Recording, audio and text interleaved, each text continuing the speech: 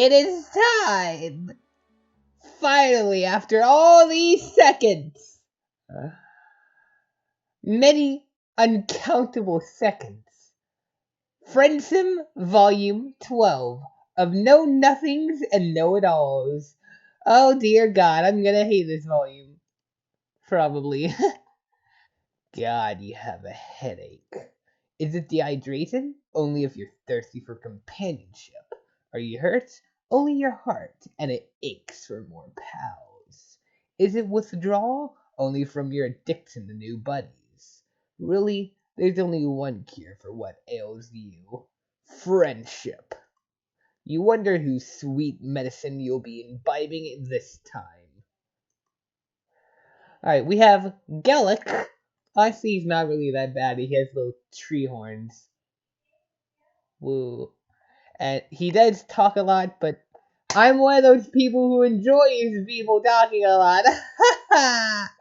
And then there's this little shit. I don't remember anything about her, but I know I didn't like her. So, let's do the one I don't like first. Tarona Kasund. So, here you are, in jail. You always knew you would end up here eventually, but you were expecting a human jail, not this. It all happened so fast. You were waltzing down another alternative street in search of friends when you heard the telltale sound of machinery behind you, and before you could escape, some giant metal drone with a rocket ass scooped you up and flew away with you. You're honestly surprised that the drone didn't execute you on sight. They've tried to do that before, after all. Perhaps numerous shenanigans have grown it so vast and ridiculous. Someone wants to see you in person before you die, if only to have the chance to ask you, what the fuck? In any case, you aren't complaining. Not about being brought alive, at least. You have plenty of other things to complain about, though. This cell sucks. It's hard and cold and full of this gross-looking moss that could probably kill you, since everything else on this planet sure can. There's a couple patchwork holes in the back wall of your cell, which aren't enough to wriggle your way out through, but are enough to let in the light from outside. You've been in here since a few hours before dawn, and now it's midday, which means scorching rays of sunlight are streaming their way into your cell and forcing you to dart around to the shadiest spots as the sun makes its way across the sky. As if that wasn't enough, it's also hammering rain outside, which really isn't doing much to stimmy the sunlight. And you think the rain might be acidic too? Fun! No, it's not. Intermingled with the rain, you've been hearing some sounds coming from other rooms. Interrogations, maybe? Torture? Whatever it is, you are not a fan. And would somebody please fix the leak in the roof? If you have to listen to one more drop of water exploding onto the floor like a nuclear fucking bomb, your shit is going to take an extended sabbatical from the handle. To conclude, it's not great. You'd like out right now, preferably. Now? Oh, god damn it. You're hoping that someone would conveniently appear in time with your eternal monologue, but no such luck.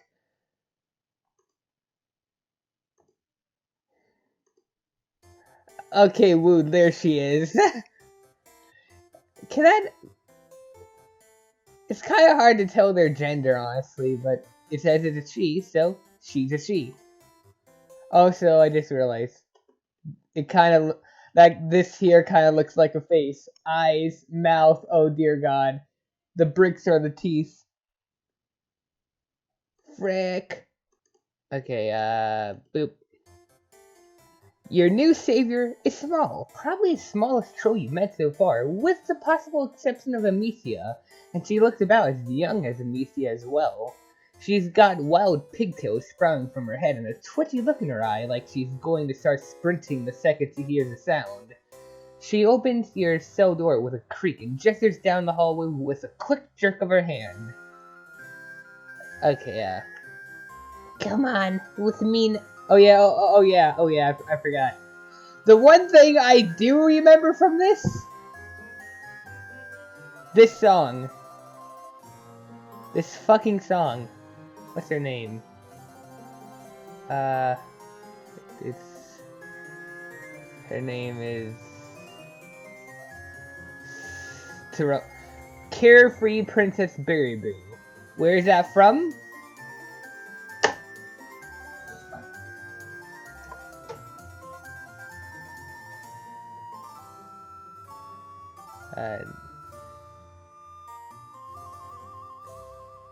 The fucking Squiddles album.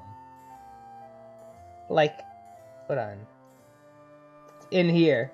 Just...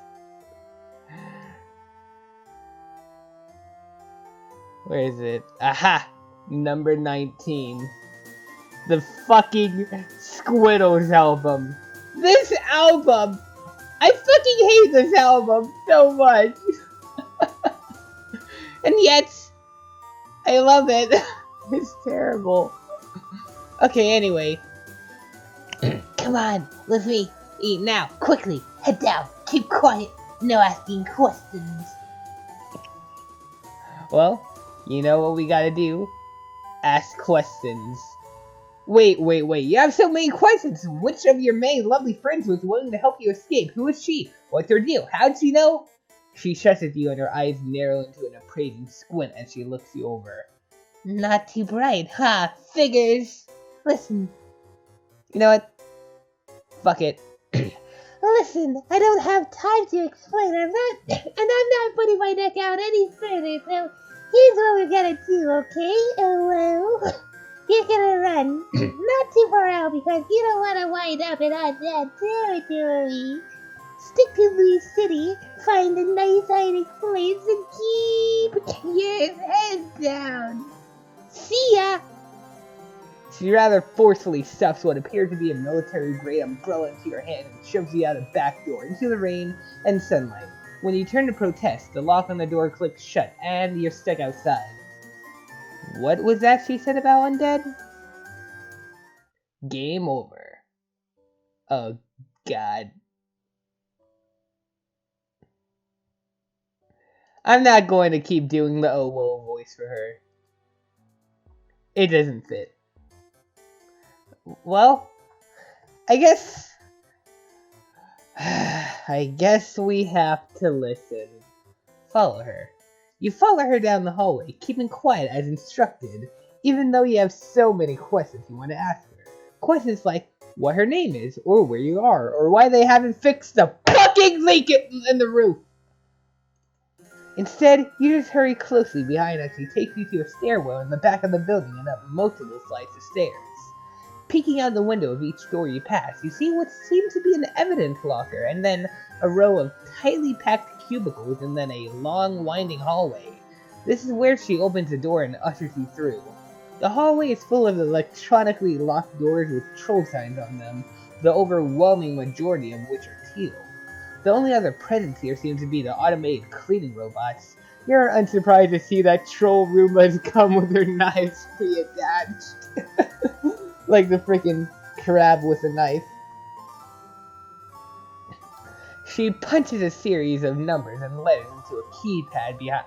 Ah, God. My hand actually hurts from doing that freaking for dramatic effect. And look, I do it so hard, it freaking activates the scroll wheel, goes freaking back. She punches a series of numbers and letters into a keypad beside one of the doors, bearing her sign and a name, and then slips inside, and you follow. Well, here we are, my hive away from hive.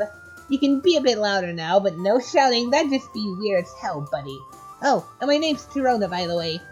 You politely refrain from shouting as you introduce yourself to her. Tirona pulls up a chair and sits down at her desktop, tapping some keys. She is legitimately scary looking. So, what we're gonna do here is, I'm just going to go ahead and access your files in our system. Shouldn't be too hard to find since you're a weird alien, and yep, here we go. That's what we're looking for. Time to make a few edits. She leans in, fingers falling quickly over the keys. She's absurdly fast on the keyboard, and her eyes darting back and forth across the screen. Now, normally, I wouldn't pull anything this risky, and I certainly wouldn't be helping out a criminal, but I have it on a good source that you're not the kind of person who we should be letting rot in the cell, or worse. Right now, you're in our system on a lot of weird and serious offenses, but you and I, we know the only thing you're really guilty of is trying to keep your head and shoulders attached, yeah? Just gonna click here, delete a few things, and there we go, you're clean. Wow, just like that, huh? You think your profuse can even begin to consider groveling at her feet, but she cuts you off. Oh boy, pause. Of course. Okay, I forgot what I was gonna say, but... Listen, I'm just doing the grunt work for ya. Wasn't really my decision to spring you. Let's just say, you and I have a mutual friend, wink wink nudge nudge. I run errands for him sometimes in exchange for information. I just happen to be pulling an all-dayer over here anyway, so I was in the right place at the right time. This mutual friend of yours sounds like a dead ringer for Malik. Wow, knowing a cerulean in high places are already paying for some great dividends. It beats our data at least. All you got from her were some really weird DMs on Twitter from her stream followers. Anyway, speaking of being in the right place, what is this place anyway? Are we ever going to see our data again? Seriously. Like, I don't know. I did actually like the ending of the route, and I am curious on how she's gonna actually behave around us. So, I want to see her again. I'm curious. I think she appears later, but I honestly have no idea. This place is, well, it's a lot of things. Jail and courthouse and office and a whole lot more. Basically, if you're a till looking to learn how to do till things, this is where you go for a hands-on internship. Internship. Blech. Most of it is law-related, of course, but there's a couple of semi-related fields for the go-getters looking to do something a little different. Like me! Yep, I bet you're just dying to know what I get up to in these hallowed halls, don't you? Surely a brilliant mind like Miss Kassan is doing some real important work here, is what I bet you're thinking, and you are absolutely correct, my friend. Feast your gander bulbs on this. Oh god, you know what this reminds me of?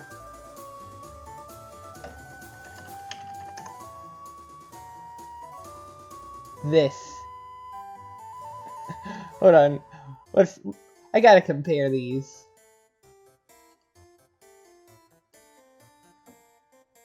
Na na na na na na na na na.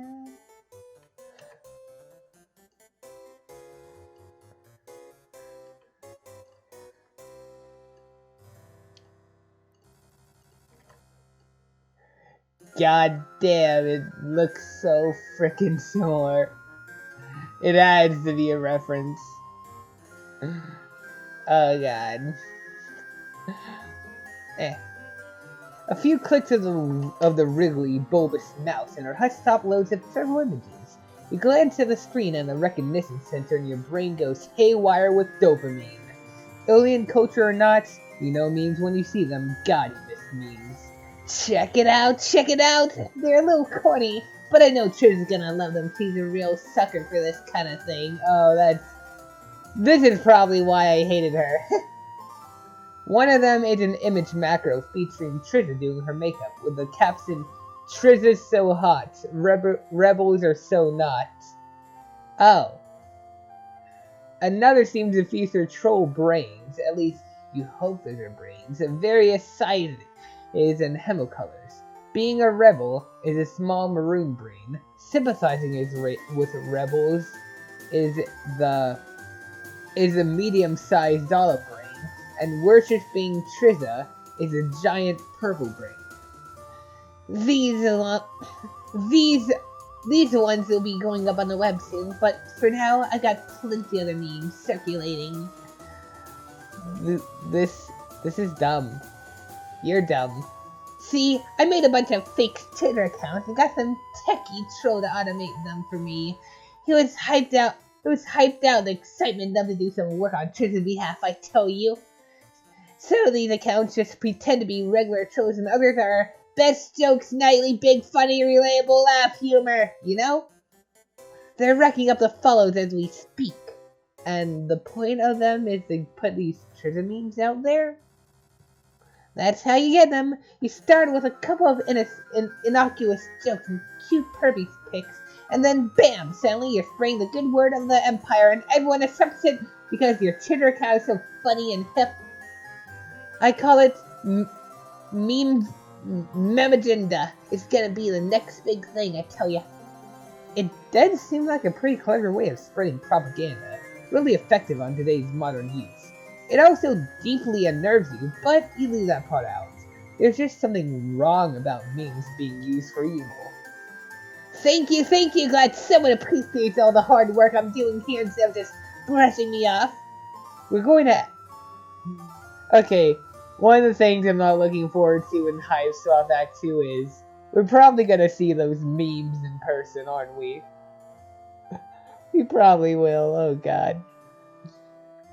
I've had to do a lot of overtime putting out propaganda for the Empire lately, just between you and me.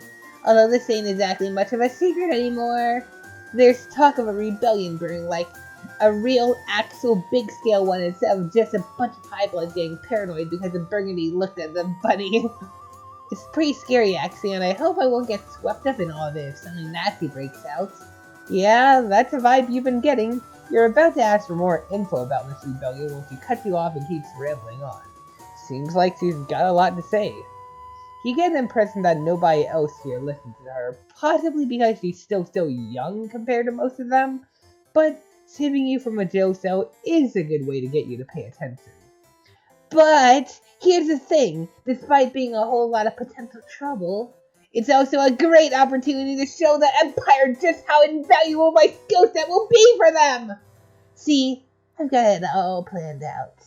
First, I need to prove to Triza how useful and clever I am, and how helpful I can be for her resume. Then, when Triza comes of age, she'll dethrone the current Empress and take her place. Most trolls just love Triza, and those who don't are gonna get themselves cold real quick, so I'm sure she'll have plenty of support when the time comes for their duel. Triza is actually gonna... Is that actually how Triza will die? Because I know for a fact Triza will not beat the contest, but... Will Triza actually get to the point of dueling them, or will they be stopped by whatever's happening in Hiveswap? I don't know. Once she's in full power, I snag myself a nice position as her propaganda minister. And if I'm real lucky, I can wield the...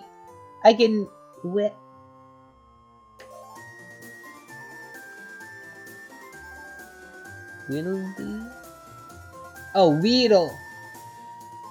Weedle. Okay. And if I'm real lucky, I can wheedle my way into being assistant to his honorable tyranny himself. His honorable tyranny? You don't think you've heard of this guy before. You assume he's a particularly high-ranking troll in the legislative process. Oh no, he's just a fuck-off huge monster who passes judgment on criminals by eating them, or eating anyone who bugs him, really. He presides over particularly noteworthy trials, especially at the extreme courts. In retrospect, you should have known. If monsters can be parents, they can surely be judges too. But, what exactly is the appeal here? Who wouldn't want to be big and handsome and strong enough to devour anyone who annoys you? It's a perfect life, I tell ya! Fair. As it stands, since I can't be him, I can at least be his best buddy and most perfect little helper. And besides, Doing all of the behind-the-scenes work is a lot safer than that, trying to actually hunt down or prosecute criminals. I'll tell you that much. I mean, yeah, he might eat me, but that's just a normal workplace safety hazard, really, nothing I can't handle. Oh god. She really does have it all planned out, doesn't she? You're impressed. Thank you! But I can't do it alone. I'm gonna need some help along the way from a very talented and clever associate or two.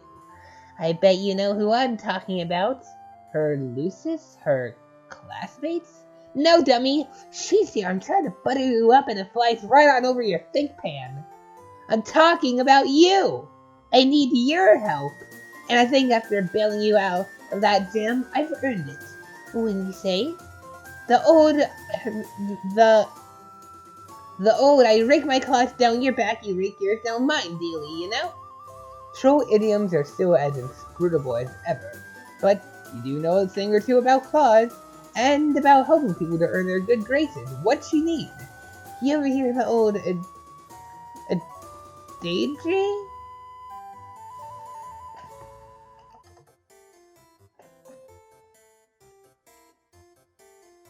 Adage? It's not... Adage. Oh, adage. You ever hear the old adage? Teals talk. And well, a lot of teals have been talking about this strange alien going around getting all buddy-buddy with the Castay. The way I see it, someone like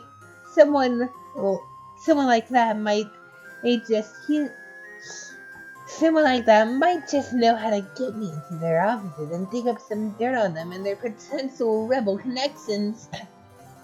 I keep saying they should start shelling out for Ganderscan tech, but nobody ever listens to me. No way, no how. A regular old password system ought to be enough, right? Ha! They really wish those locks are as secure as they think they are. You can figure out the codes, no problem, I'm sure. What do you say, pal? How is about you help me help the Empire and root out that rebel scum? Oof, you're not particularly keen on betraying your friends, but you do owe Torona a favor now, and you'd love to make another pal while you're at it. There's gotta be some way you can maneuver your way out of this mess. You tell her, sure, you'll offer her some help. If you're going to hit up someone's office, it should be... Oh boy, we gotta choose a teal. Tagora, Tyzias, or Tagiri. Alright, okay. Tyzias has actual rebel connections, but she most likely is smart enough to not keep them in her office. Like, why the fuck would she do that? Seriously. Tagiri...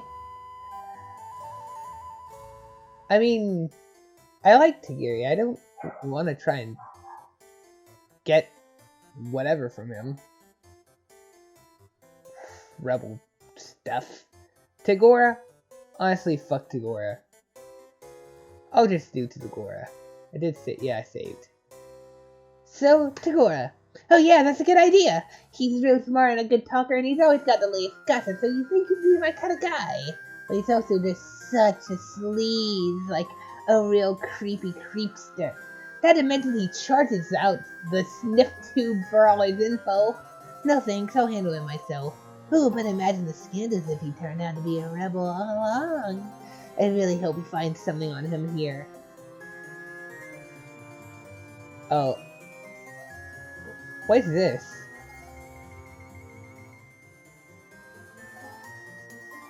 Okay. At first I thought cue ball, but now I'm thinking...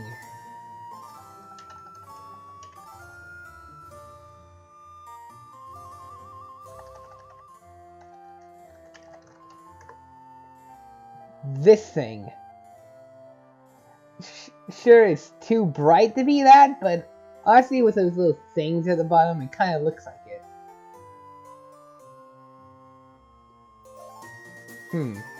There's different... These are different things? I did not know that! Oh well. After some lead hacking, that is, punching his wriggling day into the keypad, the door to his office clicks open. The two of you slip inside and you glance around. You are immediately reminded of his hive, almost eerily reminded of it, in fact. Did you just order copies of all the same minimalist aesthetic furniture and have them sent to his office? That's... well, you don't know exactly what that is, but it's certainly impressive. You know, I'm not so sure if that vase is regulated. Take a picture of it just in case, will you? Sure thing. And if you happen to accidentally delete the picture later, well, actually you have accidentally deleted a bunch of pictures before. Figuring out your troll phone has been an ordeal. You line up your camera to take the shot and oh fuck! As you were about to press the button, your phone received an incoming call from someone, and you ended up hitting the answer call button instead. Now you're going to be trapped in a social encounter that you weren't mentally prepared for. No! Wait, it's just Segura. That's no problem at all. He's gregarious and easy to talk to, and you're standing in his office. Fuck! Again! Oh god. No, wait, no, the face. That face. Oh my god. I saw someone on Discord with a freaking profile picture of Aradia doing that face in Pester Quest, I think? And it's beautiful. The frickin' poker face is beautiful. Throwing on your most practiced, everything is perfectly fine expression, you try to angle the camera so you can't tell where you are. I guess the reason MSPA reader is so beautiful is because they're like always doing the poker face. My apologies for bothering you on such short notice. I've recently learned through the grapevine that you may have been responsible for some changes in Gizzy's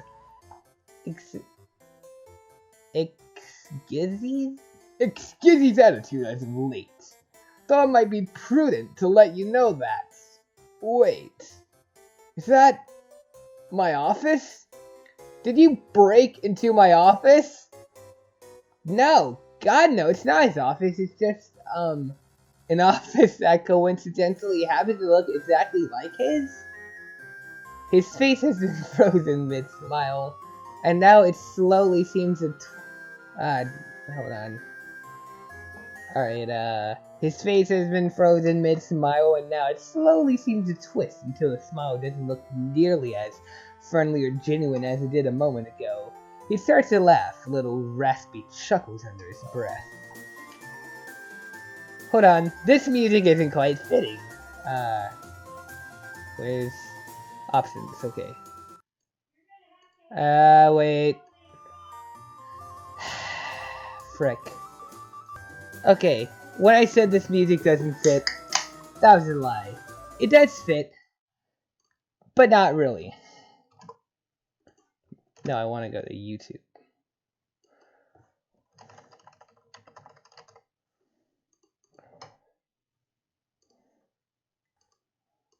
Now we just put this on here.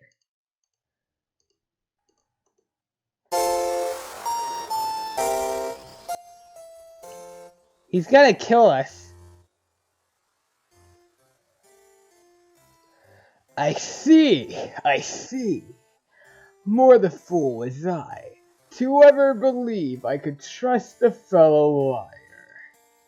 Is this Galekh's work? No, it can't be. He didn't do that kind of subterfuge. It was all just a game to you. Yes, that must be it. Of course it was. You're not here to make friends. What? No, that's exactly what you're here to do.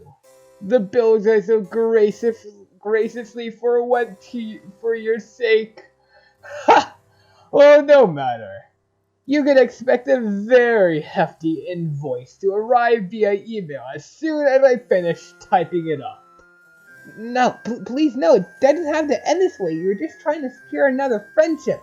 He knows how it goes, right? Saying or doing anything for a bit of social gain? Oh, but of course. And I would be very happy to continue our business relationship in the future, once I've been reimbursed in full for my time and expenditures. Farewell. Well, fuck.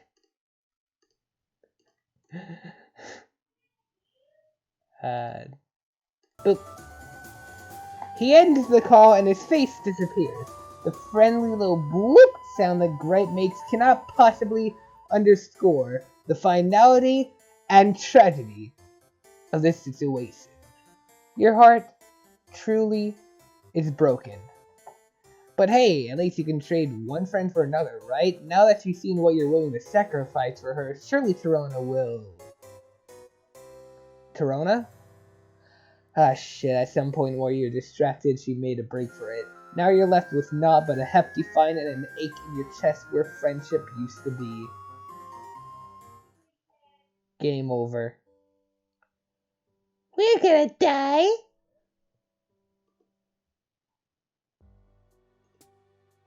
Alright. Tagari, I guess. Yeah, Tagari's probably the option that's good. I don't know. After mulling it over for a while, you decide Tagari is the safest choice. Sure, he's a guy with a sword, but he's also by far the least likely to harbor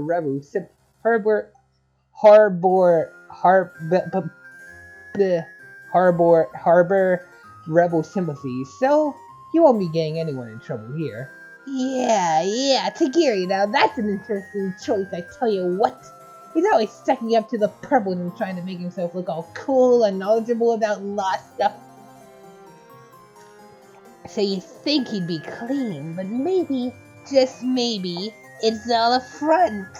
I'm working on a video about rebel sympathizers right now, actually, and that's one of my big bold points that I go over. How sometimes the guy trying too hard to look like he's on the level is actually as far off the level as it gets.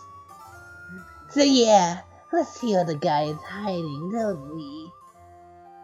Moseying on over to his door, you consider the keypad. This shouldn't be a hard password to guess. It's got to be the name of one of his favorite enemies, right? You punch one in and... Nope, a buzzer sounds. You try another... Nada. But to your delight, the door clicks and begins to slide open after the third enemy title. You glance over your shoulder to see Torona beaming at you from right behind you, then turn back to the door and... Yikes! Katana comes swinging out towards you on a wire and you nearly dive out of the way before it connects, crashing to the floor in the process. Oh god, he's here. You groan and stagger back to your feet and hear a familiar voice sounding from the speaker in Tagari's room. Foolish evildoer! Did you really think it would be that simple? You fell into my trap! I don't remember the voice I gave him. Your 3 pitiful guesses were all it took to seal your doom! None that's going to do you any good while you bleed out on the floor. Sayonara, trespasser. Huh.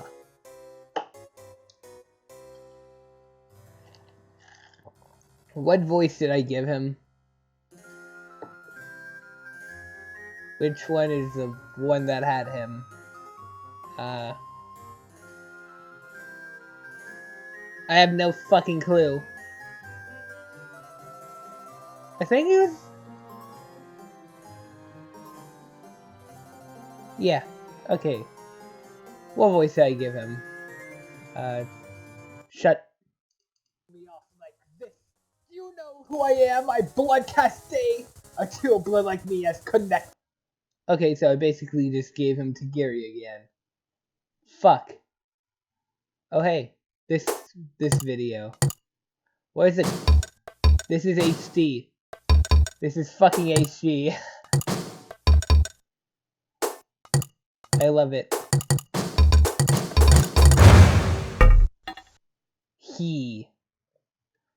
What is this? Oh no. Alright, anyway. The message seems to cut off there, but then there's some muffled sounds like a microphone being moved. What do you think, Tadashi? It's going to look so cool when I show it off to my colleagues! You breathe a sigh of relief. That katana was aiming right at your head. You almost got skewered. Talk about a close one, right, Torona? Torona? Oh god, oh fuck. Oh god.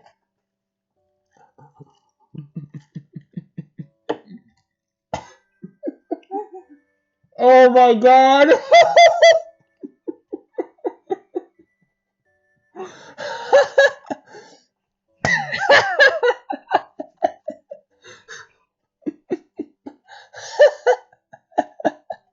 Oh my god.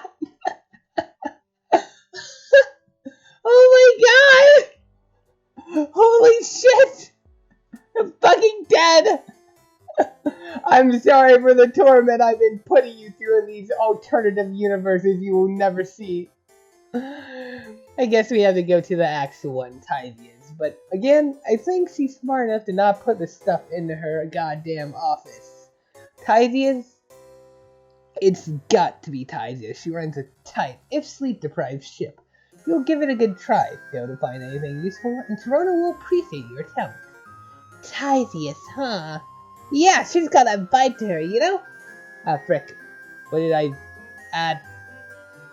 She talks a lot about improving the justice system, and what kind of person does that, huh? A rebel sympathizer, that's who!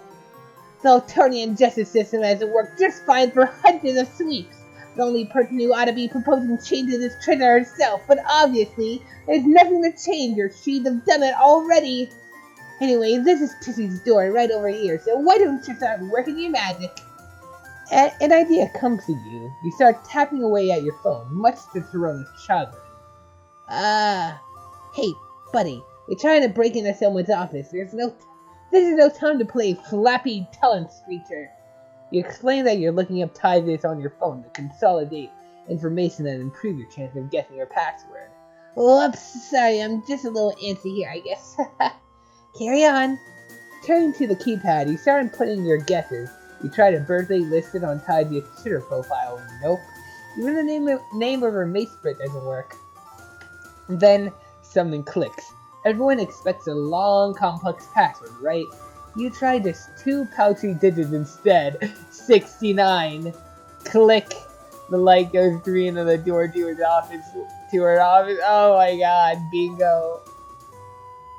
Oh yeah, I just realized hold on.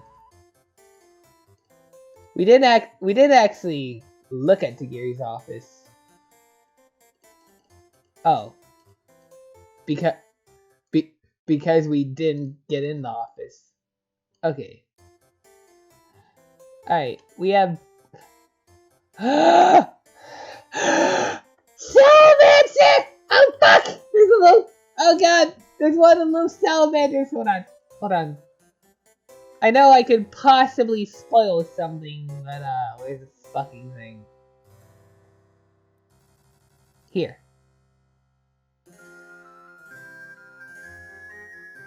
Volume 12, right? Yeah. Okay. Now it's... Okay, backgrounds for volume 12. Here. And now, I can get a good zoom in on that little salamander. The little baby. It's doing a glove. It's doing a glove. I love it. I want it. Okay, what else is in this room? Just very basic law stuff. Troll Judge. That's not what Troll Judge looks like, is it? And what the fuck is happening with this lamp? What the fuck? Oh god. Alright, where was I? Oh yeah, weird light. I don't care anymore. Okay. Feeling pretty chipper about your breaking and entering skills, you usher Torona inside with an exaggerated bow. She cackles and skips right in, making her way over to a husktop sitting on tyzias' crowded desk. There's papers and old mugs lying around everywhere, and the rest of the room is about as disorganized as a desk with towering stacks of books threatening to collapse if you so much as breathe wrong. The Empire already monitors online communications, of course, but we've got tools for those new sneaky sneaks who try to hide things off the cloud. Torona produces a small device, bright red with gold accents, and plugs into what appears to be a USB slot on the husk top. It wriggles upsettingly. I'll go through her files and you start looking through all those books and folders, okay?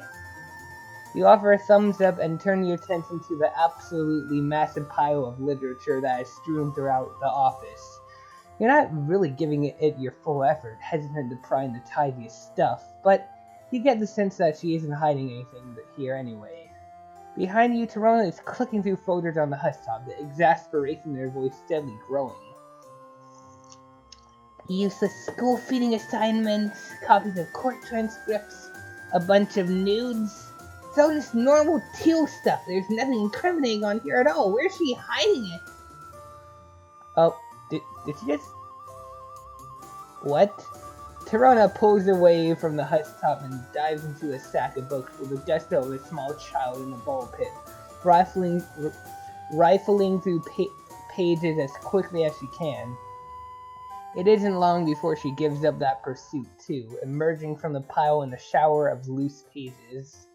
I can't find any evidence of wrongdoings anywhere! No hidden folders on her husk top, no secret stash between the pages of a book, nothing! She stomps back and forth, pacing around the room and scratching at her face absent-mindedly. Maybe there just isn't anything to find? Is that so bad? Yeah, if she's not bad, it's super bad! Look, see. I'm not big and I'm not strong, and even if I get a growth spurt when I'm older, it won't change that I don't like to fight. That's just not what I'm cut out to do. I'm a thinker and a listener and a talker. Knowledge is power, and it's the only kind of power I'm good with. It's the only kind that'll keep me in the game. Everyone's gotta play nice and get off my case because they know I've always got the dirt. But all those shifty, crafty-tailed jerks keep trying to hide all their secrets from me. I'm gonna be hooped if I can't get one over on them. Torona yanks at her pigtails and slumps down against the wall, looking as frazzled as ever you've seen her. This calls for a pep talk. You sit down across from her and offer a gentle smile. You know where she's coming from. When you came here, you were a mess. You still kind of are. All you had was your guts, your mind, and your goofy charisma. You've been blundering your way across the planet, but somewhere in between all the blundering, you made friends. You gained skills. You figured out how to keep surviving, even when it seemed impossible. And, if you can do it, she can too. Sure, she may not be as big and strong as she'd like. She won't always win. Sometimes there's going to be days like today, where she doesn't succeed. But she's got this spark in her, you can see it, that tells you she'll be just fine as long as she keeps her head up and tries to hang in there. Torona perks right up. Your motivational speech game is really on the ball lately.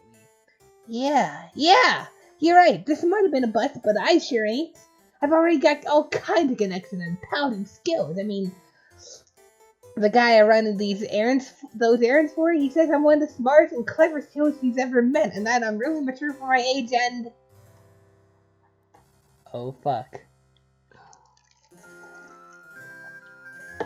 Well, now there's someone actually in person. You never find out what else he says, because you're interrupted by the sci-fi whoosh of the office door opening as Tyzias steps through. There's a long, awkward pause before she raises an eyebrow at Torona. Now, just what in the hell are you two doing in my office? Torona begins a stammering response, but Tyzias jerks her head towards the door. Yeah, I'm gonna need you to get out right now. She turns to you. Not you. You, we need to have a chat. Torona flashes you a terrified look before scurrying out of the room, door sliding shut behind her. Tyzias glances at the door, then pulls you towards the most secluded corner of the room, where books are piled so high they practically reach the ceiling. She speaks in a low, hushed whisper. A good idea, because you'd bet a troll buck or two that Torona's listening outside the door. Hey, so...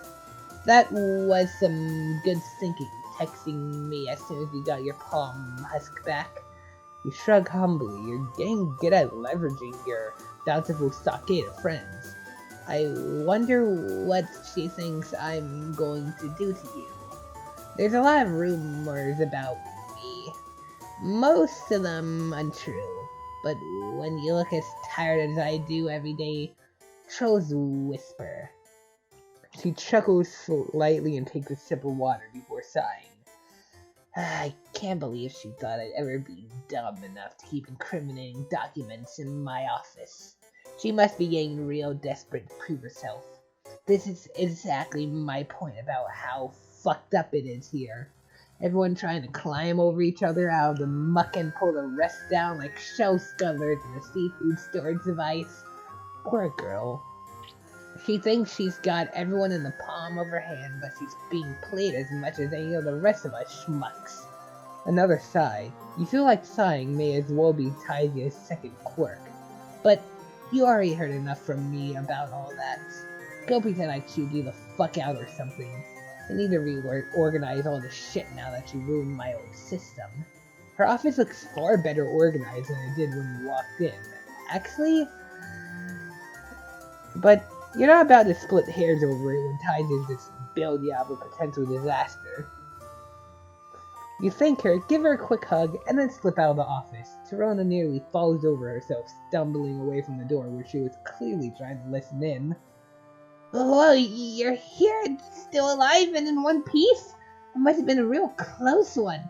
You know what she does to people who cross her, right? Well, I'll give you a hint, pal. It starts with disembowelment and it only gets worse from there, huh? How do you make it out? Oh, you know, talking your way out of a jam? It's a total breeze. Torona seemed starry-eyed and impressed. You sure do know how to handle yourself, especially for a weird alien. I think you and I ought to stick together. Technically, you don't owe me anything anymore, but us little people work best in numbers, yeah? Could use a friend like me. You smiled, basking in the now familiar glow of camaraderie. Yeah, you could use a friend like her. And you think she could use a friend like you too. You did good! The fucking smug face. Well, I mean... Okay, I don't hate her as much as I did before. I guess I don't really hate her at all anymore, but like... I still don't like her very much.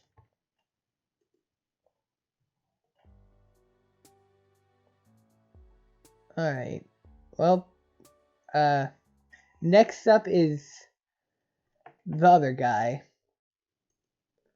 Fun fact, the blue blood guy back in, what's his name route? The frickin' Tagore's route? This is him, I think. I'm pretty sure it is. It's a chilly night. Not in a bad way, though. It's a kind of crisp air that invigorates you. You think you might just fuck around and make a friend. You're busy breathing in a big old lungful of the stuff when you hear someone call out behind you. Excuse me, alien, I would like a word. It's phrased like a request, but delivered like a command. You don't recognize the voice, so you do some mental calculations as you turn. Whoever it is seems like they know who you are, which could be good or really, really bad. You could make it a zebra's hive in a few blocks if you had to make a run for it. It's not exactly a place you like to take sanctuary, though, so you figure the risk of talking to this mystery troll is worth it. By the time you've rotated around to face them, you've got a big friendly grin on. It's a bit of work to keep it there when you see who it is. Tall, sharp suit, well filled out, curly hair, cute little Christmas trees looking horns, and an expression that screams, would pay someone else to bisect you if you call anything about him cute. But he's cute. Actually kinda hot. No, he's like really fucking hot. Oh god. Oh god. It's a good thing you didn't choose to run, because last time you saw this guy, he was sprinting away from your sparkly self at top speeds. You'd have no chance. He strides towards you now with considerably less fear, but about as much purpose. Playing it friendly, you hold out your hand for him to shake. takes it immediately, like it's an instinct. Whoa, wait. Wait. Oh fuck. Ooh! Ooh! Yes, I'm Galekh. You are the alien. Nice to meet you, officially, etc., etc.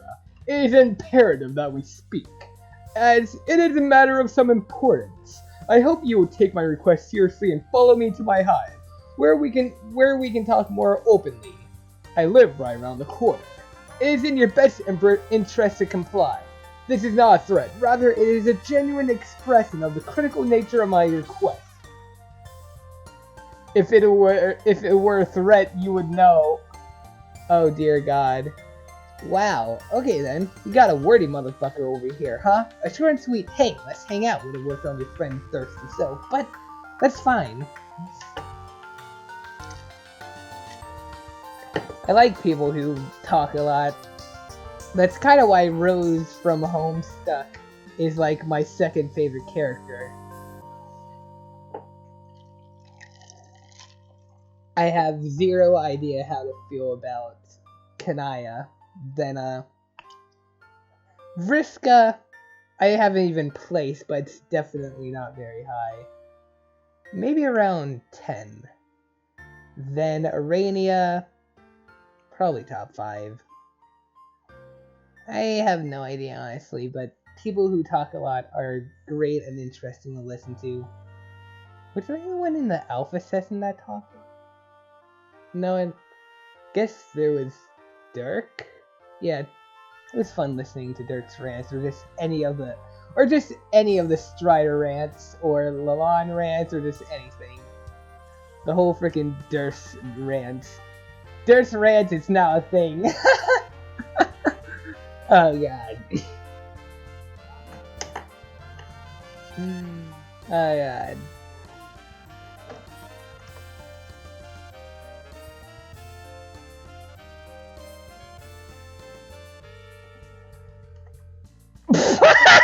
What? What? Okay, I'm just gonna get off this. I forgot what I was gonna even tweet as soon as I saw Gay Leaf DNA. I need to get an actual personal Twitter sometime instead of just Dave. Wow, okay then, we got a wordy motherfucker over here, huh? A short and sweet, hey, oh wait, no, I read that. You don't have anything else to be doing, so why not follow this pushy hybrid back to his house? Wonderful! This way! He stays true to his word and doesn't say anything else as he leads you towards his hive, but you watch the way he clenches his teeth and flicks his eyes back at you as he walks. He's about to explode holding it all in. You walk a little slower just to bask in the need emanating off him.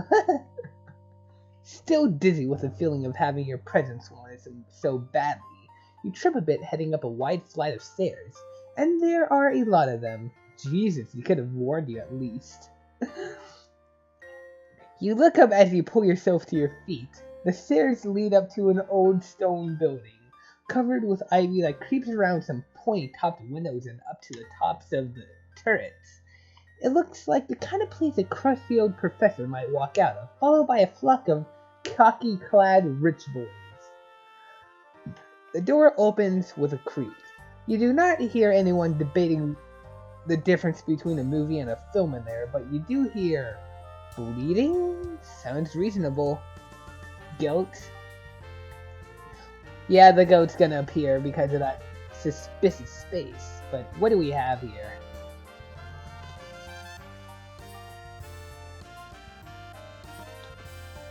Oh fuck, okay. We have, alright, tons and tons of books, as usual. A photo of the hive, that gate's the kind of gate you put up in doorways to keep dogs from passing through. Probably for the goat. The little special reading area, like, I don't know. More books. That's a typewriter, I think, and coffee? I don't know, that looks too long to be coffee related. Oh yeah, cozy fireplace, who can forget? Once inside, Galekh beckons you through the foyer and into the foyer and into another room, this time unlatching what looks like a very tall metal baby gate to let you both in. He checks the latch twice after he shuts it, then gestures to a pair of studded high-backed chairs on either side of the fire. Please take a seat. I will make us some coffee. You will not have had any like this before, as the taste is drastically different from the slop you get from a public coffee shop. It is possible your palate is not experienced enough to tell a difference, but I can walk you through the simpler points. You do take a seat, and you look around while he fucks with an antique espresso machine. He has a desk covered in papers, open books, and a typewriter, and along the walls there are bookshelves leading up to the vaulted ceiling. Everything has an air of purposeful messiness to it, like he pulled some of his cooler titles to leave laying around for you to see. How flattering! You mentioned that this must be one of those personal jerk-off book hives tyzias was talking about. Excuse me? Oh, never mind. You clear your throat and ask him what he wanted to talk about. He hands you a cup and sits down in the other chair. Oh dear God. Of course, I just want to clear up a misunderstanding between us. Specifically, you misunderstanding me. You may be under the false impression that I am uninformed re the attributes of rainbow drinkers. You may even think that you successfully fooled me into thinking you were one yourself when we first met. I just had not previously encountered one in real life, nor had I ever seen an alien for that matter. I had spent considerable time in the interim researching you, so of course, which is why I was able to track you down so easily. Furthermore, when I saw you before, you were in the company of one Tagore Gorjek, Rainbow Fucker Extraordinaire. He wishes. I was making the most reasonable assumption possible given the information I had available. It makes complete sense if you think about it. He looks at you expectantly. Oh, you guess it's your turn to say something?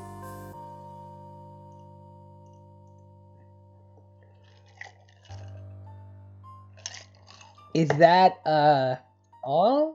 Man, what the fuck is this guy talking about? You thought whatever you wanted was gonna be a way bigger deal.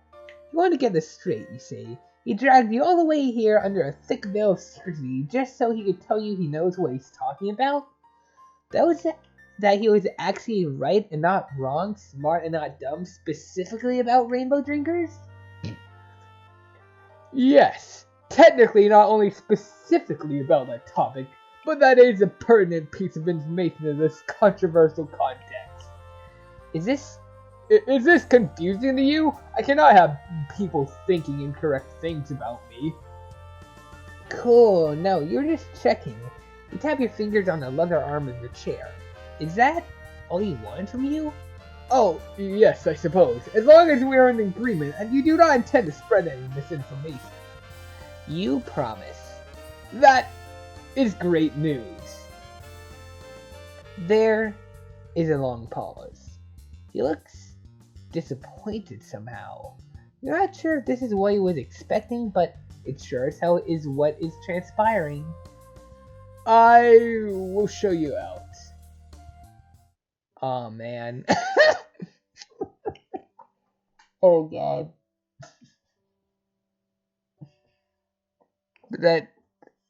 Oh god. That's adorable.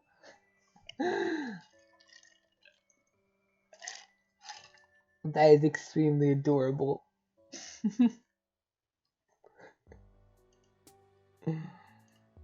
Anyway, Lamau, I don't give a shit, my dude. You laugh and then realize he's 100% serious. He really cares that much about what you think of him. It reminds you a bit of you a few months ago, or, a few days ago. Still, you know what it's like. You try to tread the line between humoring him and easing him out of having to care that fucking much. You tell him you'd like him even if he was a complete rube, a total rainbow drinking lore idiot, if his incompetence knew no bounds. I get it. Oh heck, if the barely contained panic in his eyes is any indication, he isn't all that plus-sated by that. You cut off that line of friends fine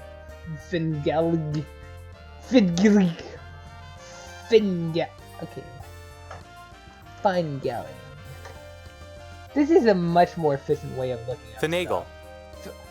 Finagling. You got on that line of friend finagling and try something you hope is a little more speed. It must be pretty cool to have a primary source sitting in his own jerk-off book hive, though, right? He exhales, gathering himself a little. I am not sure why you keep calling it that. Stop immediately.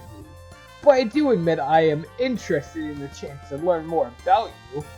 His fingers twitch. You hope he doesn't mean it in the, like, creepy to Saxon kind of way. The sex me, Daddy. I'm sorry for that. You are free to leave, right? He glanced anxiously at the locked baby gate. What? Of course you can leave! Just because I'm a highblood does not mean I'm a fucking sadist. You should know by now that predilection is not bound to any one caste. I have more important things to be doing. Usually. My interest in you is purely academic and friendly. I know you're amenable to that kind of thing. Furthermore, that gate is not for you. Do not worry about it. If all goes well this evening, we will not even have to make use of it. You do definitely worry about it, but not in the present, actionable way. Just in the sort of under-the-surface self-preservation way you've worried about. You know, everything that's tried to end your run on Eternia so far. Plus, he offered you friendship. You'll reach your heart into that monkey trap any day. Hell yeah, then. You throw your arms out, toss your head, and tell him you're all ready to be studied and subsequently friended. Galekh doesn't pounce right on that, though. Mostly he looks uncomfortable, which doesn't stop him from talking. I think anyone would be uncomfortable if you just did what you just did. I do have considerable interest in understanding the pathos of the alien. What I really want to know is what makes you so magnetic. All observable criteria points to you not being much to look at, but there seems to be something about you that draws people in. I apologize if you're offended. That isn't even on the top 10 list of insults you've heard since landing, so you brush it off just fine. Plus, you have it on good authority that your legs are nice. You flex those bad girls in order to give yourself a little self-esteem boost.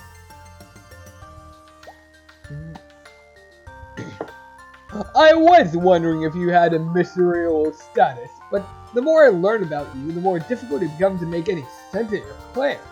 The accounts of your activities contradict each other at almost every turn. You're either the most suave and well-connected plenipotentiary I have ever heard of, or you're running around with no clue what you're doing and somehow it works out for you anyway. I'm strongly leaning towards the latter, especially after this meeting. For example, what the fuck are you doing with your leg right now? Is that supposed to be impressive to me? God damn it. You knew we had to flex these bad girls. You mean, it's worked before? A low, frustrated clicking rumbles in his throat. He put his coffee aside and crosses his legs. This is the sort of thing I'm talking about. I know all about your antics, leg baits and otherwise. They just cannot work out what the draw is. Again, no offense is intended, and if you feel that way, that's on you. I'm just trying to understand. Why do people like this? He seems pretty fixated on this. You wonder if perhaps he has some hidden reason for wanting to know why other trolls might be into your freaky little self. Some sort of personal interest in another troll's friendship decisions and inclinations and interests. Just, you know, maybe. You wait for him to blush, but he doesn't. He does start talking very quickly, though. First of all, I do not know what you mean by that. I do not base my self-worth on anything so external. Hypothetically, if I did happen to be invested in what someone else thought me, I would not tell you about it. You would probably just tell him anyway. By him, I mean any hypothetical mutual acquaintance. Furthermore, just because I am not a freak does not mean I do not have desirable traits. You think he'd probably keep going forever now that he started laying it all out, but there's a sound behind you that shuts him the fuck up. Baby. This baby. It's smiling. It looks so freaking happy. You turn to see his Lucius, a big scruffy goat, gently headbutting the baby gate. It looks extremely friendable. Look at it. I wanna pet it. I wanna hug it. It's so fluffy and it looks so happy.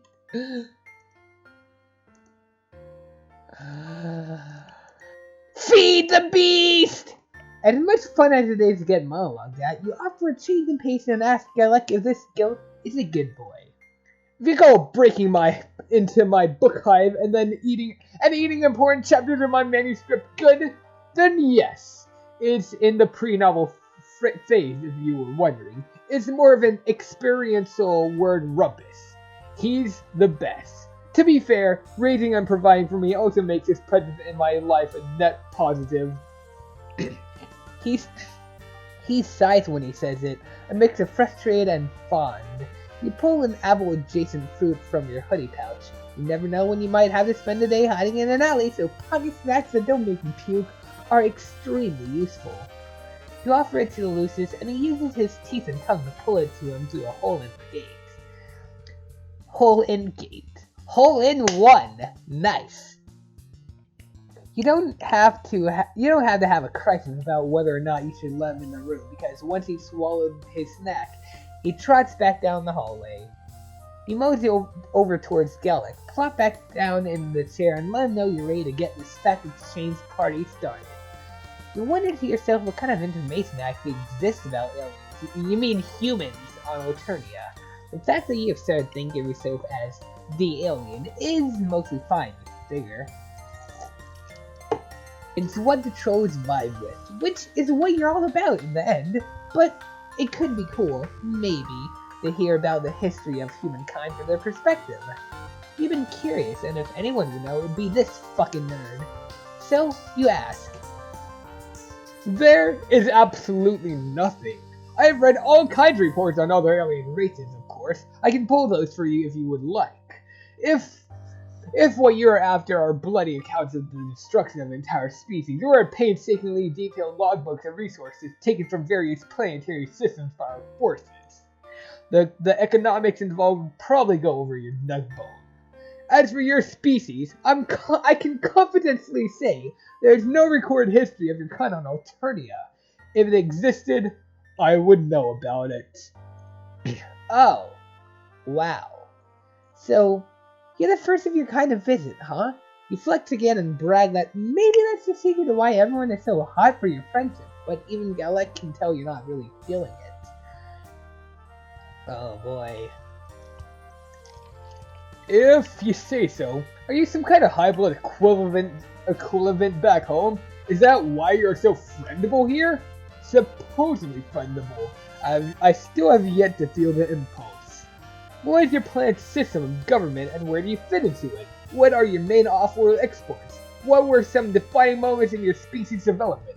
Have you formed any bonds here that you would say fit your planet's equivalent of the quadrant system? If so, with whom? You're not ready to take the space SAT. You're too busy trying to sort through the idea that you are the literal only option for him to learn any of this shit. The only one of your kind around. You feel like the frame surrounding your life has shifted, like everything around you is zoomed out to the widest angle of it. With you, a tiny speck in the corner, invisible to the naked eye. Ooh, maybe you should sit down. Ah, fuck, you were already sitting down. Maybe you should lie down. You crawl onto the floor with which Galekh probably won't like, but you're too busy having an existential crisis to care. God damn it, that's a lie too. You definitely still care what he thinks of you. It isn't the first time you felt overwhelmed by your situation since you landed. It isn't even the 100th, honestly. It's just that you kind of always had a back pocket of something that there'd be some way out of this. Sure, you're having fun making friends and allies, assembling a new wardrobe, and picking up weird survival skills. It just hadn't quite hit you that this might be all that was left for you, for real. Is this floor wriggling another alien friendship ritual I just do not grasp the allure of, or are you spontaneously suffering? I'm not sure how I'm supposed to tell the difference. Please stop whatever this is. You want to enter him, but words feel so far away in this moment. You try to call up how you crashed or what the ass you were doing in a spaceship to begin with. Are you even a certified astronaut? Do you have an advanced degree? Do you have hands? Guess you should have stolen a Lamborghini instead of a spaceship. Oh god. Your vision blurs and you feel queasy. You need air. A lot of it. You run towards the closest available source, a wide window. Defenestrating yourself is maybe not the best option, but it is the one you're currently the most emotionally attuned to, so that is what the fuck you do. Luckily, the panes of the window open like French doors and you're still on the first floor. You spill out without breaking any glass or limbs. Behind you, galekh hollers. It still feels nice outside. You lay there and breathe in and out and try to pull your shit together. From your prone position, you can see Galekh put one leg over the windowsill, shake his head, and then pull it back and turn away. He certainly looks fit enough to be able to manage that leap, but of course, he wouldn't bother. He should give up on your hot mess of an alien self. You're fine wasting away out here like yesterday's banana peels anyway. You're ready to take a depression nap right then and there when you hear the front door open. Galekh is stomping towards you, flushed and fuming. He looms above you, his large frame quaking with anger. Listen here, you little chute maggot! I've opened my home to you. I have opened my mind to the possibility of understanding you, despite multiple instances of you not offering me the same courtesy. I only wanted to correct your misconceptions about me and to have a chance to exchange some cultural understanding. You have to be the worst ambassador I have ever heard of. No, you set up and promised that he's been great, the best and smartest friend you've made yet. A great host. Excellent, even. God damn it, Doc Scratch. It's not his fault you're not clicking like you do with other people. If that were true, why would you spend this entire visit acting like a fresh-hatched idiot? At this point, I might have to conclude that you are mocking me and my genuine interest in you. There's no other explanation for your behavior. Do not begin to insult me by claiming otherwise. You try to explain that you were just in your feelings, but he stopped humoring you. He turns on his heel and stomps back inside. You want to hope that he'll come back, the drive to understand outweighing the drive to be done with his sorry ass, but you know you won't. You drag yourself to your feet and start the slow, lonely walk to somewhere, anywhere else. From the open window, his Lucius cocks his head to the side and softly bleats his goodbyes. No! The Lucius! And then he doesn't even know what to think. He's just confused. I can tell he still wants to understand, but honestly, he's just kind of done with us at this point. He does want to understand, and he might even want to actually try to make friends, but he doesn't want to deal with us. But doesn't mean I'm gonna... That's 2 routes, like, that's 2 trolls in the same volume that I get all the bad endings first on? Really? Huh. Anyway, stay on topic. I'm sorry, you adorable goats. Please ignore him. Please ignore him. He will wander away in a minute. He just wants to get in here and cause problems. You think hard to yourself about this. You really want to go pet the big goat dad, but you want to dish about this guy's love life even more. You've heard some about this situation from the other side, of course, but you really shouldn't let Galekh know that Tagore tells you about their tentative and awkward pitches flirtation. Unless, you know, it helps you get more friends. No! You slap your own cheek to snap yourself out of it. No secret spilling! Galekh leans away from you against the back of his chair. Fuck, you're really not doing anything to change my impression of you. You have an idea, so you cut him off before he can monologue you to death. You tell him that it sounds to you like what's really bothering him, a regular, non-freaky guy, is that he's jealous of your free-spirited friendability. He wants what you got. He glares at you, his breathing quickening. Ooh, yeah, I hit a nerve. I do not want anything of yours. What is it you mean by that, though? What is it exactly that you have got? He is not... Never mind, redact that. I reiterate my previous non-covetous stance. Interrupting him has worked pretty well so far, so you try it again. Let's cut the shit, you say. There's no reason for him to hide anything from you. First of all, you already promised to like him no matter what. Second, you know what it's like to want to impress someone. And finally, you know all about how to be a huge motherfucking weirdo. So, why doesn't he let you show him how to walk on the wild side? You can take a few pointers from Eternia's biggest freak. You can see the ensuing makeover montage already. You start bouncing a bit in your seat. I have zero interest in... Okay, that won't do it. Try one more tactic, telling him you guess he just doesn't mind not knowing shit how to be a freak. Oh, Galekh, they'll say, smart at how to be boring and a real big dumbass about weird stuff. Ah, I see what you are doing. Unfortunately for me, it will absolutely work. I love him. It stands to reason that allowing you to broaden my horizons with your alien ways will only serve to increase my cultural competence. Great, so what will it be? Shopping for a new, more casual suit or something wilder? Spicy undergarments? Dyeing your hair? Other weird body mod? Galekh's eyebrows shoot up. That last one sounds interesting. Wow, he's really ready to go whole ass, huh? You weren't expecting that from this guy, but you guess maybe he was waiting for an excuse to try something. That, or you really can't deal with not being Eternia's biggest obnoxious know-it-all. Go big or get cold, as they say. Damn, that probably is what they say. Anyway, can't wait to get this show on the road.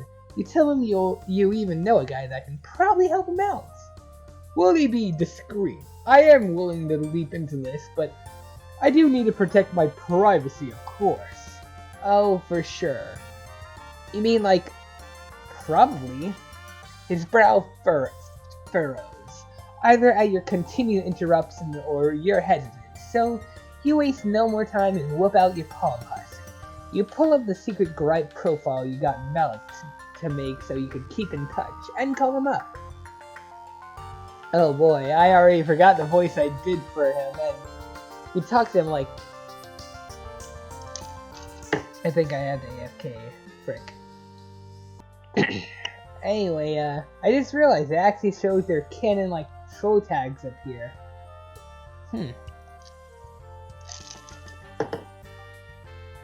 Interesting. I never actually realized that. Oh, so is that an egg with horns? It probably means he doesn't have a profile picture. What's up? No, that's not. Okay, what's up, Robo-Buddy? Get right to it and tell him you made a new friend who's looking to get a new hole put in him. Behind you, you hear Galekh choke on his coffee. Oh god, wait. Artistically an aesthetic hole. Okay. That could be two very different things. Either literally shooting someone, or gender stuff. But I'm extremely sure Galekh is not trans, and he also does not want to die, so artistical it is. Galekh shrugs weakly, his eyes still wide. Or something similar. Hell yeah, anything for you, bud. Malik's eyes dart from your face to the room behind you. You're not sure how much he can see through the screen, though. My gear equals each of the packs. I'll be over soon. I'll bring options. You start to give him directions, but he stops you. Don't worry, I know exactly where you are. You're palm husk low jacked. Figured you'd be cool with that. See you soon. Malik hangs up, and you grin at Galekh to reassure him. This sure seems like a manageable situation. He offers you more coffee, which you take because you are a polite guest. Galekh starts editing in a small leather-bound notebook, so you mostly watch, listen to him, explain the brainstorming process, take sips, and wish the goat would come back. Aww. Same. The goat was the best boy.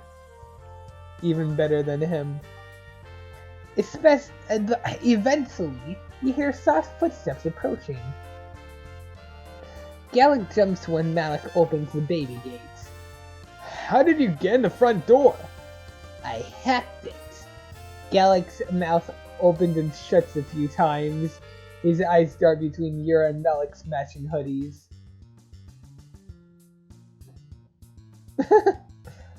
Just kidding. Your operation equals pretty low tech for an indigo, unfortunately. Your Lucis let me in. Anyway, I'm Malik. And from behind him, a proud bleeding. Aw! Hell yes! Oh god, the goat is fucking everything up. Goat. Okay, it's getting. I think it went faster that time. Galekh looks around and wrings his hands. There's a lot going on all this time. He points to you. You, alien! Hold on to my Lucis. He cannot be unsupervised in here or he will eat everything. And as for you, Malik. Hello, my name is Galekh Zigzy. My name is Galekh Sexy. Welcome to my hive.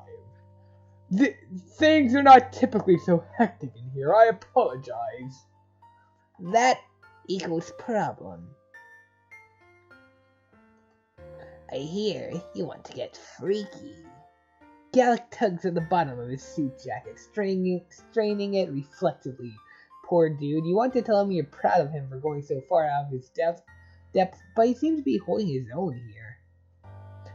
Plus, the goat really wants to make a snack out of some old paperbacks. You take your job seriously and hold on tight to his neck. Aww. I loved it. I love the goat. He's so happy. He's just happy to be here. I love him. I want this goat. Yes, that's correct. I hear you have tools to help me achieve this. I am open to a wide range of modifications. I will need to be able to hide it easily under clothing, however. My notebook has some sketches. Look only at the last 6 pages. Flip to an unauthorized section, and you will lose the privilege of using your eyes ever again. Fuck. You want to dutifully look and not touch, too, but wrangling a big goat is a full-time job. Malik holds up the notebook for you both to see. Wow, Galekh's not a bad artist, actually. Still, you had to kind of turn your head and squint to make out what is going on in a couple of the sketches. Yes, there are still a few surprises left for you in the brave new world of short a ton for anatomy, huh? You point to the sketch you liked best with one hand and you scramble to keep hold of a fistful of wiggly Lucis fur with the other. Yeah, I can work with that. Hell yeah, button up, get some layers off. Hell yeah. Aww? That's. Aww, the little casual wear. Aww, that's so freaking cute. Galekh flicks his eyes to you and you give him a big supportive thumbs up. You look politely away when he starts taking off his jacket. Instead, you focus on your job and, oh, you have some pocket snacks. You pull out some mostly not bruised fruit and offer it to Galekh's Lucis. He chomps it up readily and calms down a bit. Jeez, can't Galekh afford food for this guy? He eats plenty. He is only being dramatic. Galekh doesn't take off his... Oh my. Oh my. Galekh didn't take off his undershirt, but he does roll up the bottom of it before leaning his forearms against the back of one of the chairs, exposing the broad pellet of his hips and back. That design does capture an ineffable facet of my core self. Get going on it before I change my mind. I assume I do not need to spell out any potential consequences if you stray from artistic vision, correct? Malik rolls his eyes and pulls out a tattoo gun. It looks mostly how they do on Earth, but with a strip of greenish, almost biological light. Don't worry, your blood color equals crystal clear. Galekh winces at the first press of the gun to his skin. Or maybe it's lasers? There's a glow happening back there. With the lucis sated, you're free to see what's going on, so you climb into the chair Galekh's leaning against the back of and peek over to watch. So, what's the deal with it anyway? Tattoos don't seem much like your vibe. There's no specific reason, I'm simply fleshing out my worldly experiences. Intense physical pain for one, though I am able to bear it. Attaining visceral knowledge of a new kind. He's checking off something from his bucket list, you helpfully add. Fuck. You shouldn't have mentioned buckets. Galekh flushes bright blue and jerks backwards, screeching like you haven't heard since you first met and traumatized him. Oh boy, you have no idea how, but that was apparently extremely the wrong thing to say. Watch it. You're gonna make me fuck up your ineffable vision. No need to flip your think pan. Gotta do what it takes to find a bucket, buddy. I've been there. Galekh stares decidedly into the middle distance as he breathes in and out and repositions himself against the chair. That is extremely not what this is about. I am perfectly capable of fulfilling my propagational duties. Thank you very much for your vote of confidence. This is not a thing I have to do. It is a thing I want to do. There's a significant semantic difference here. If it happens to spark concupiscent interest, so be it. Or deeper controversial interest. Yeah, whatever, I don't judge. You only have the barest grasp on what they're discussing here, but things are starting to click into place. You don't want to embarrass your potential new friend by calling him out on his crush even further, or by implying he can't find anyone to fill a quadrant with. You tell Malik that Galekh is making his decisions based on his own personal, emotional, self-education journey, and that's all. Yes, that is the heart of it, exactly. Thank you. Galekh smiles at you, and it's crooked and stiff on his face like he hadn't expected to put it there. You smile back and place your hand on top of his, white-knuckled against the back of the chair. He winces in pain only once more before Malik steps back, tilting his head to admire his handiwork. Now do it. Galekh rolls his shoulders and twists his body around to check his new ink. Satisfied, he turns to extend his hand to Malik. Thank you for your time on such short notice. Would you like to say to... Malik shakes his hand, but cuts him off there. No thanks, I'm not much for the after party. See you around, Robobud. Nice to tie your bun up. He tosses the gear back in his bag and nods at you both. On the way out, he pats the goat's head, now placid. Yes, very good goat, I love it. One new friend is enough for one day, I suppose. Thank you for encouraging me to try something new. It is quite a rush, isn't it? I still do not completely understand you, but your penchant for flinging yourself wholeheartedly into precarious situations is fascinating. That is what you do best. You grin uncontrollably at the compliment. I might try employing that tactic a bit more in my daily life, if it will lead to newer, deeper grasp of the troll condition. As such, I have 2 confessions for you. He takes a deep breath and gets the rest out all in one go. 1. I knew only an elementary amount of information about rainbow drinkers before I met you, and 2, the reason for my frond hinge jerk reaction at that time was because of my Gorjek-shaped blind spot. It is feelings-based. You graciously do not let on that you are two of the gracefully do not let on that those are 2 of the most obvious pieces of information you've ever encountered. Galekh clears his throat and thrusts his palm husk toward you. Now that we have taken care of that, take a photo. I can't reach. Observe me admitting these inadequacies with ease.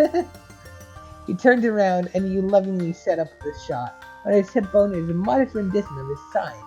In indigo, of course. It's framed by 2 sprigs of the pine, crossed under it in a V. The look on his face as he turns back over his shoulder for the camera is the most self-satisfied thing you've ever seen. Okay, that's his sign right there. It's cute. Little arrow. When you hand Galekh his palm husk back, he fucks with it for a minute, and then it starts buzzing with notification after notification. He looks up at you, a smile creeping into the corner of his mouth. He bites it back like he's not sure what to do with this undefinable happiness he's experiencing. He hates it. Oh my god. Aww! Victory! That's adorable. That is very, very adorable.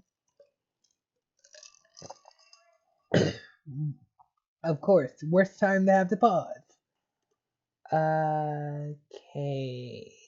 Anyway, Galekh is adorable. The end. Best boy ever. Ever. Okay, maybe Julius is better. But yeah, that's the end of volume 12? Yeah, it should be 12. 12. We're getting really close to the part I don't know. And also rather close to Doc.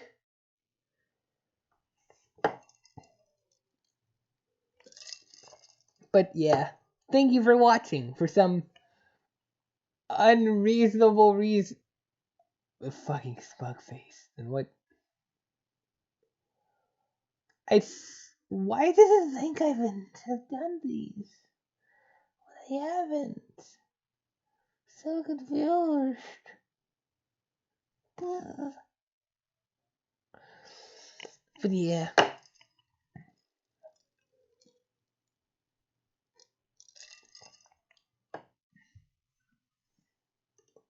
Anyway, thank you for watching. I have nothing else to say. Really, I don't. I'm gonna go die now.